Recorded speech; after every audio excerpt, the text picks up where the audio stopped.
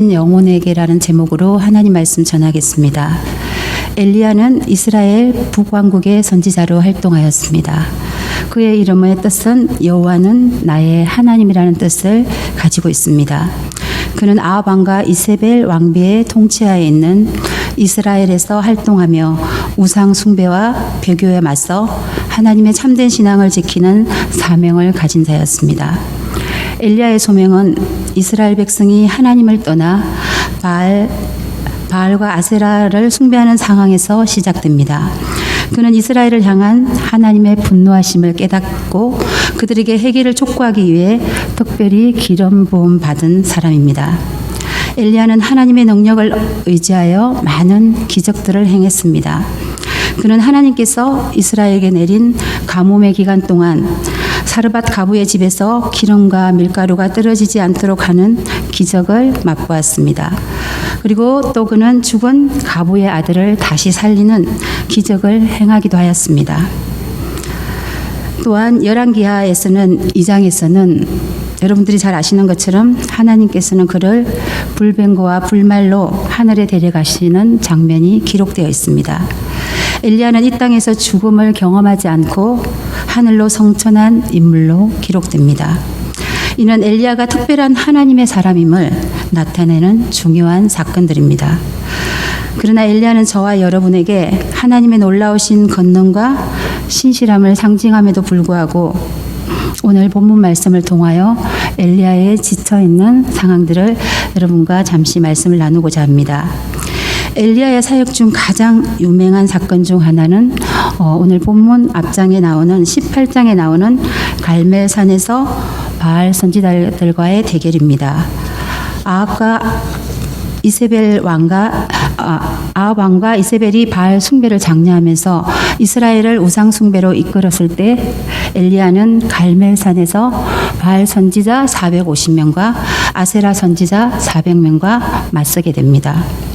엘리야는 백성들에게 두 제단을 준비하게 하고 바알 선지자들이 먼저 바알에게 기도에 불이 내려오는지 보게 했습니다. 바알 선지자들이 아무리 기도하고 몸을 상하게 해도 아무런 응답이 없었습니다. 하지만 엘리야가 하나님께 기도했을 때 하늘에서 불이 내려와 제단에 태워버렸습니다. 이 사건은 하나님만이 참된 신임을 강력하게 증명하는 기적이었으며 백성들에게 하나님의 살아계심을 보게 하는 사건이었습니다. 하나님의 엄청난 능력을 행하고 많은 기적을 일으켜 두려울 것이 없을 것 같았던 엘리야였지만 그도 연약한 한 인간이었습니다. 자신이 감당할 수 없는 두려움이 닥치자 그는 이전에 하나님이 자신을 통해 행하신 모든 일을 기억하지 못하고 두려움에 휩싸이고 넘어지고 맙니다. 오늘 본문 2절에는 이세벨이 사신을 엘리야에게 보내어 이르되 내가 만일 이맘때에는 반드시 내 생명을 저 사람들 중 한 사람의 생명과 같게 하리라. 그렇지 아니하면 신들이 내게 보리에 벌을 내림이 마땅하니라 한지라고 기록하였습니다.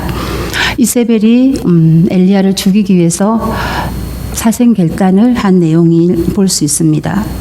어제까지 그 850대 1로 싸웠던 엘리야가 오늘 하루 만에 다시 무너지는 장면을 저와 여러분은 지금 보고 있습니다. 엘리야는 죽기를 구하며 도망하였습니다.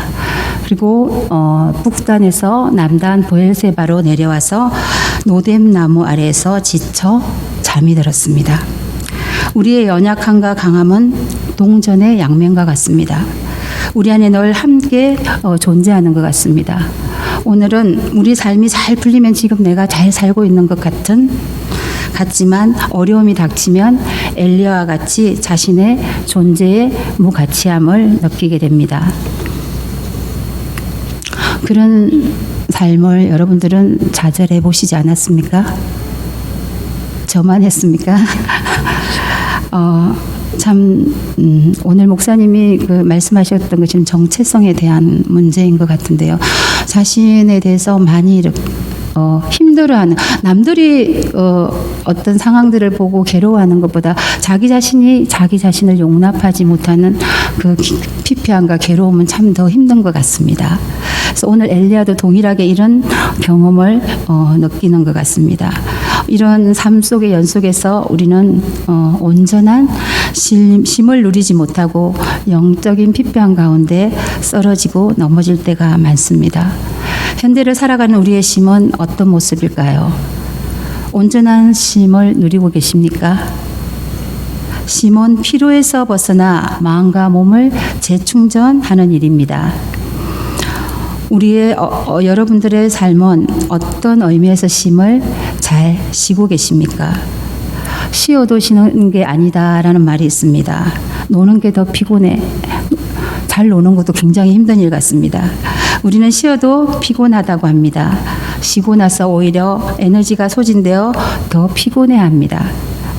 우리에게 허락한 삶의 자리에 보면 갈 곳도 많고 또 먹을거리도 넘치고 놀거리도 다양해서 주말이나 공휴일이 되면 여행을 떠나거나 레저 생활을 하는 것들을 많이 봅니다. 제가 섬기는 유아유치부는 날씨가 좋거나 여름 휴가철이 되면 현저하게 아이들이 적게 나옵니다.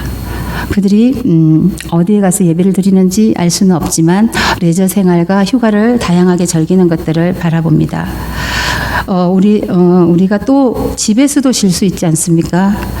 텔레비전이나 영화를 보면서 또 유튜브를 보면서 시간을 보내기도 합니다. 그렇게 오감을 자극해서 스트레스를 해소하게 되고 몸과 마음도 회복되면 참 좋겠지만 과연 그럴까요? 아침에 일어나면 몸은 무겁습니다.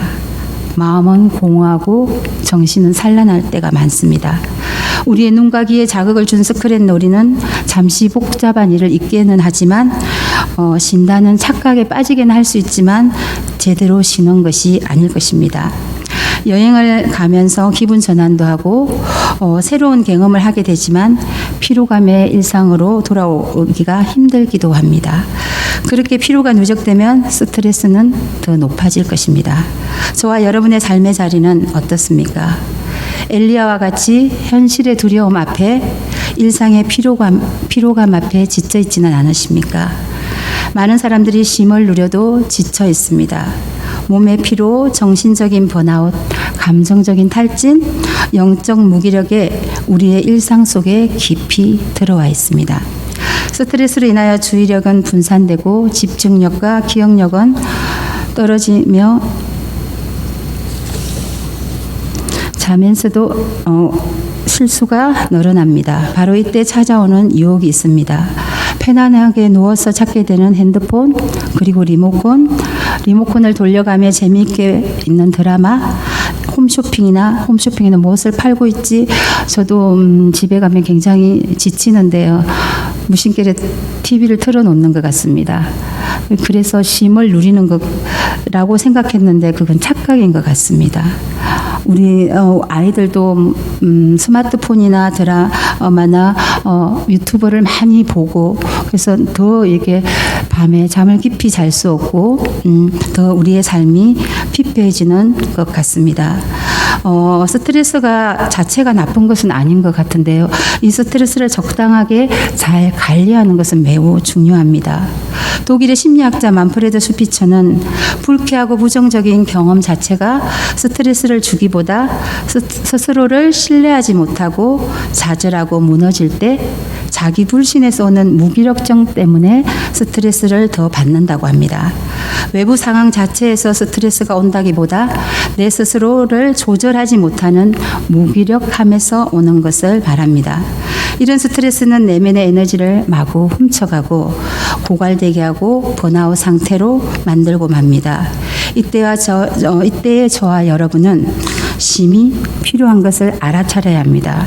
우리는 쉼을 누리고 싶어서 오늘 로뎀 나무의 그늘을 찾게 되는 엘리야를 바라보면서 오늘 본문에 나오는 로뎀 나무는 우리 한국 사람들이 굉장히 좋아하는 나무라고 합니다.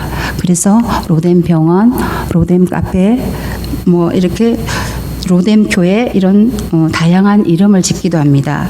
그만큼 로뎀 나무는 지친 사람에게 쉼을 제공해주는 그늘과 안식의 상징으로 알려져 있습니다. 그러나 여러분들이 아시는지 모르겠지만 로뎀 나무는 그렇게 사람이 누워서 쉼을 누릴 수 있는 나무가 아닙니다. 쌀이 나무인데요. 우리가 쉼을 누리려면 그 나무에 둥지가 있고 가지가 뻗어서 그 나무에 쉼을 누워서 쉴 수 있는데 로뎀 나무는 쌀이 나무입니다. 그래서 하이트 브룸이라고 하는데 빗자루를 만드는 하얀 나무라는 뜻입니다. 그래서 이 나무는 오래 하얀 꽃이 핀다고 합니다.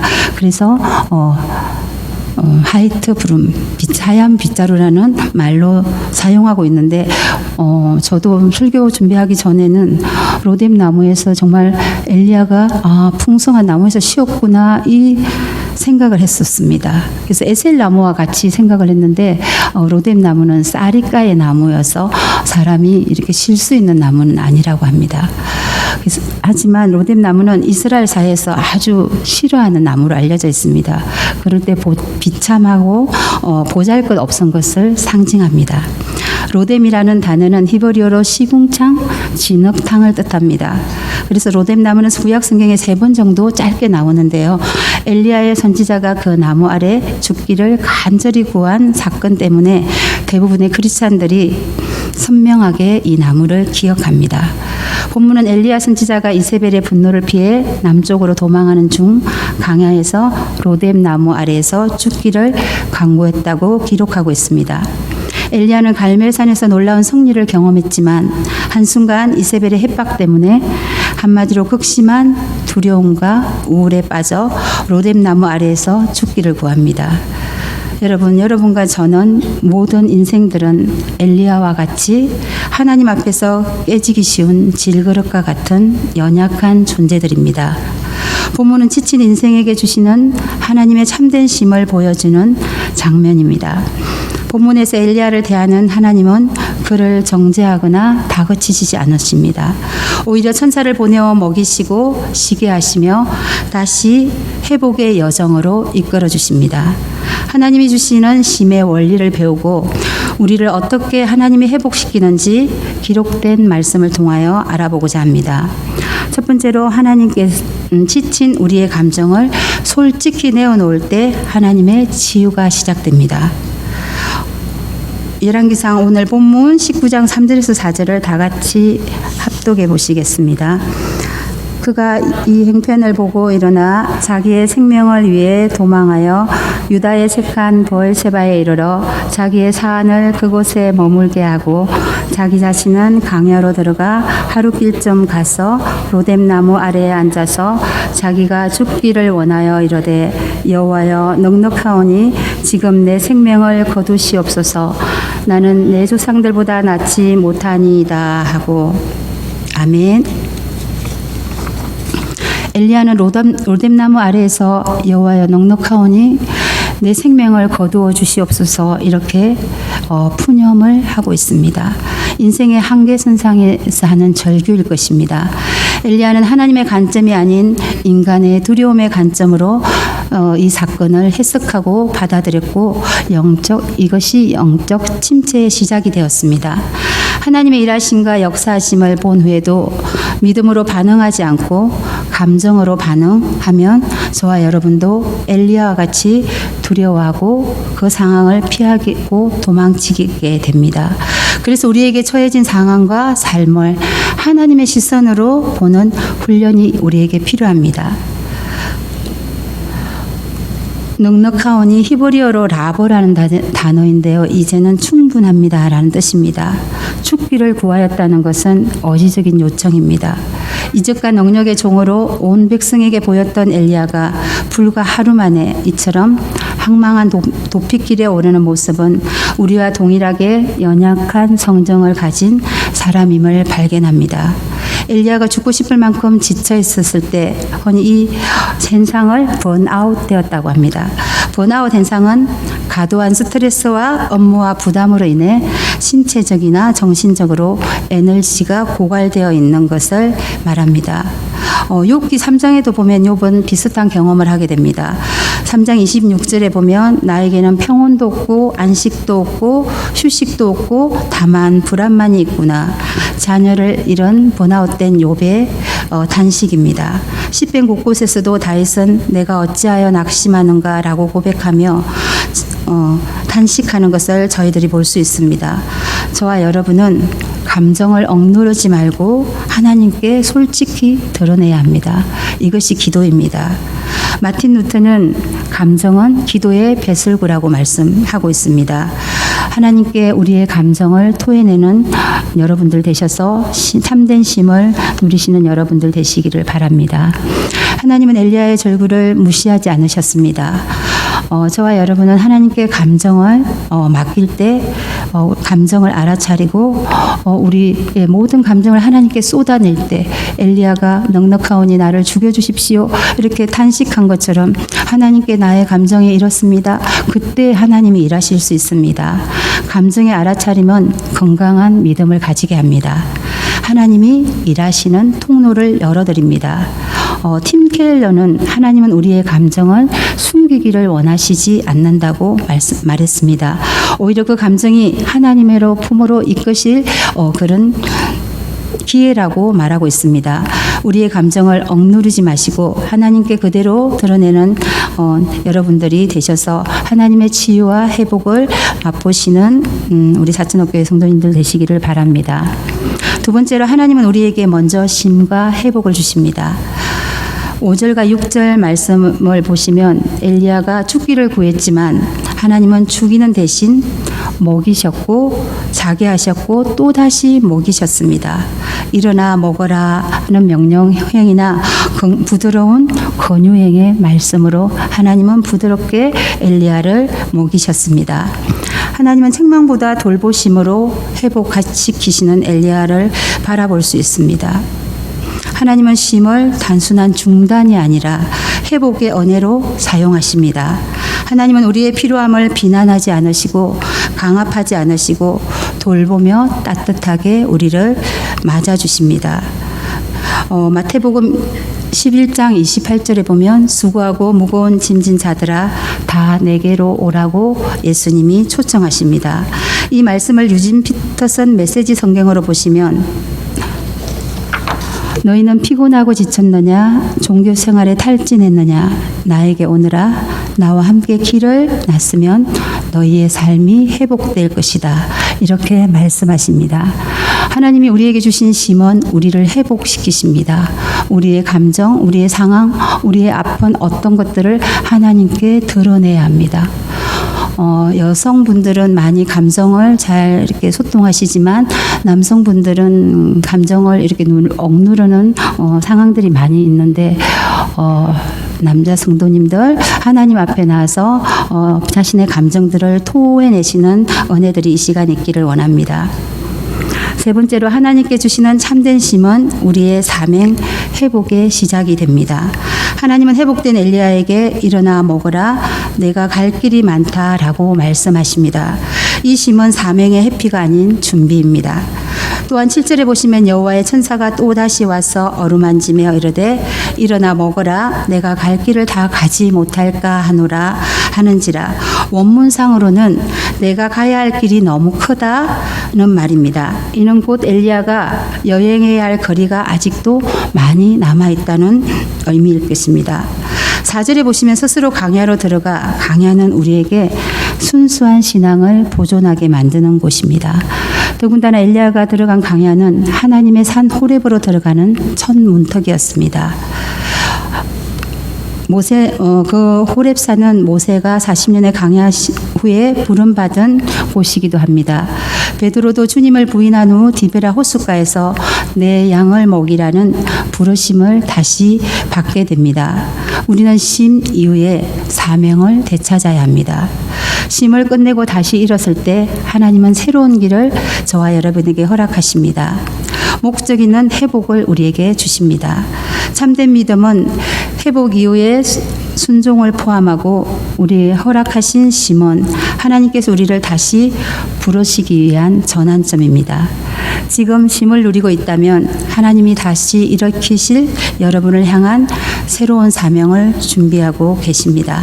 쉼은 끝이 아니라 출발점입니다.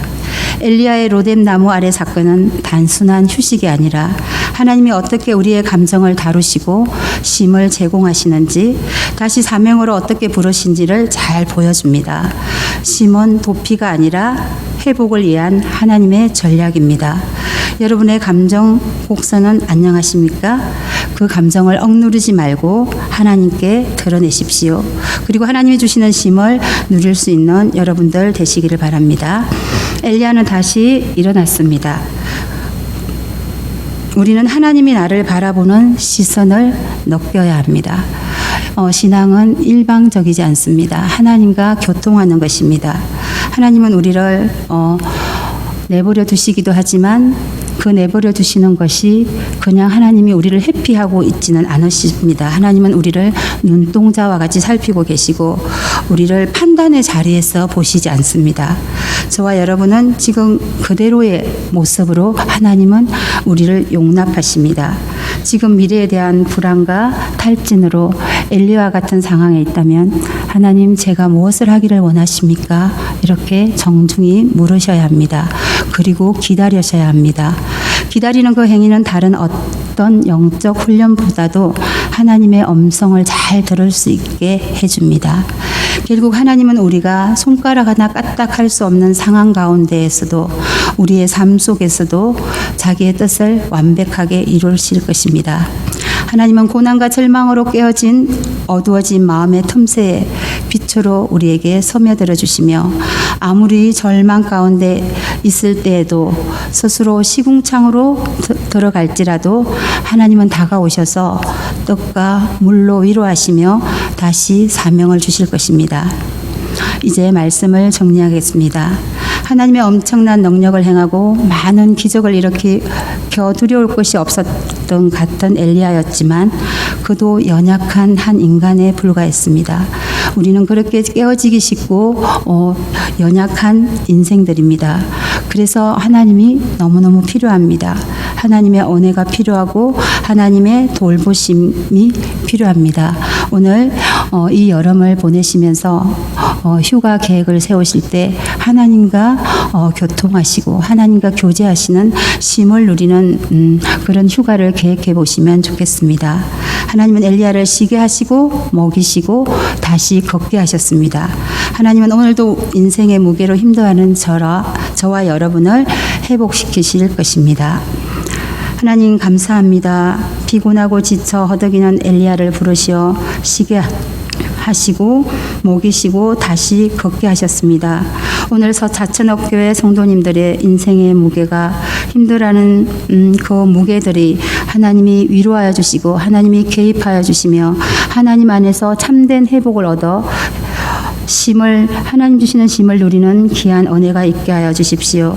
그래서 이 무더운 여름에 얼음 냉수 같은 시원한 쉼을 누리는 큰 은혜가 있는 시간으로 삼아 주시기를 간절히 원하며 예수님의 이름으로 기도하였습니다. 아멘.